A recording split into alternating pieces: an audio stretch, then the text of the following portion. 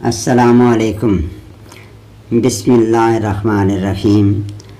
शुरू करता हूँ अल्लाह के नाम से जो बड़ा ही मेहरबान नहायत रहम करने वाला है।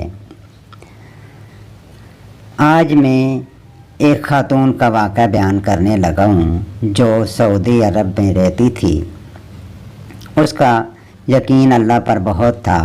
ये सऊदी अरब के दारुल हुकूमत रियाद शहर का वाक़या है। एक नेक खातून रमज़ानुल मुबारक के महीने में हर रोज़ अफ्तार से पहले तमाम बच्चों को इकट्ठा करती और उनसे कहती कि जो कुछ मैं कहूँ और करूँ तुम भी वही कहना और करना। फिर वो दुआ के लिए हाथ उठाती और कहती, या इलाही हमें अपना घर अता कर जिसके आगे नहर हो। तमाम बच्चे भी हाथ उठाते और कहते, या इलाही हमें अपना घर अता कर जिसके आगे नहर हो। उस खातून के शौहर हंसते और कहते, अपने घर की बात तो समझ आती है, लेकिन ये घर के आगे नहर होने का क्या मतलब? इस सहराई इलाके में नहर कहाँ से आएगी? बीवी उससे जवाबन कहती, आपको इससे क्या गर्ज? ये हमारा और हमारे अल्लाह ताला का मामला है, आप बीच में मत आइए। वो रब तो कहता है मुझसे जो मांगो मैं अता करूँगा। हम तो जो जी में आएगा मांगेंगे और बार बार मांगेंगे। गर्ज वो इसी तरह बच्चों को इकट्ठा करती और ख़ुद भी दुआ करती और बच्चों से भी करवाती। रमज़ानुल मुबारक बीत गया। एक दिन उसके शौहर ने कहा, अब बताओ कहाँ है तुम्हारा अपना घर और कहाँ है वो नहर? खातून ने बड़े यकीन से जवाब दिया, अल्लाह ताला हमें हमारा घर ज़रूर देगा, वो हमारी तमाम मुरादें पूरी करेगा। इससे अगले दिन वाक़या वो ख़ुद बयान करती है और कहती हैं कि मैं शवाल के 6 रोज़े रख कर फारिग हुई थी कि एक रोज़ बड़ा अजीब वाक़या पेश आया। मेरे शौहर असर की नमाज़ पढ़कर मस्जिद से निकल रहे थे कि रियाज के एक अमीर आदमी ने उनका रास्ता रोका। मेरे शौहर उन्हें जानते तक न थे। उस आदमी ने उन्हें सलाम किया और कहा, मेरे पास एक घर है। आधे घर में मैं अपने वालिदैन के साथ रहता हूँ, मगर घर का दूसरा निसफ हिस्सा खाली पड़ा है। अल्लाह ताला ने मुझे और मेरी औलाद को अपने फजलो करम से बहुत नवाजा है। हमें इस आधे घर की ज़रूरत नहीं।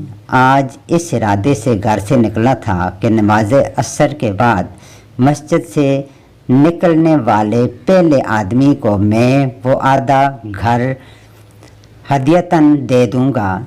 यूँ आपसे मुलाकात हुई तो गुजारिश है कि मेरा आधा घर हदियतन कबूल फरमाएं। बिला कीमत मकान लेते हुए हमें तरद्दुद हुआ। वो सब कहने लगे, अगर आपकी तसल्ली कीमत दिए बगैर नहीं होती तो जितनी रकम आप आसानी से दे सकते हैं दे दीजिए। खैर, हमने कुछ अपने पास और कुछ इधर उधर से जो रकम इकट्ठी की वो कमोबेश 8,000 रियाल बन गए। वो रकम हमने उस आदमी के हवाले कर दी। अब हम उस आधे मकान के मालिक बन गए थे। मकान रियाद शहर के एक मॉडर्न इलाके में था। सच है कि जो इंसान सच्चे दिल से अल्लाह ताला को पुकारता है, अल्लाह ताला भी उसकी पुकार ज़रूर सुनता है। लेकिन एक बात ने मुझे परेशान कर रखा था। मैंने अल्लाह से जो घर मांगा था उसके आगे नहर होनी थी। मकान तो मिल गया पर उसके आगे नहर नहीं। मैंने एक आलिम दीन से पूछा, अल्लाह ताला तो फरमाता है कि मुझसे जो मांगो मैं तुम्हें अता करूँगा। मैंने अल्लाह से नहर किनारे मकान मांगा था। घर तो मिल गया लेकिन नहर नहीं मिली। उन आलम दीन को मेरी दुआ और मेरे एकाने कबूलियत पर बड़ी हैरत हुई। उन्होंने कहा, इस वक्त हमारे आपके घर के सामने क्या है? मैंने कहा, इस वक्त हमारे घर के सामने एक खूबसूरत मस्जिद है। आलम दीन मुस्कराए और फरमाया, यह नहर ही है। फिर उन्होंने मेरे सामने एक हदीस मुबारक बयान की। हदीस में नबी करीम सल्लल्लाहु अलैहि वसल्लम ने एक सहाबी से फरमाया कि आदमी का घर नहर किनारे हो और वो उसमें रोज़ाना 5 मरतबा गुस्ल करे तो क्या उसके बदन पर मेल कुचैल रहेगा?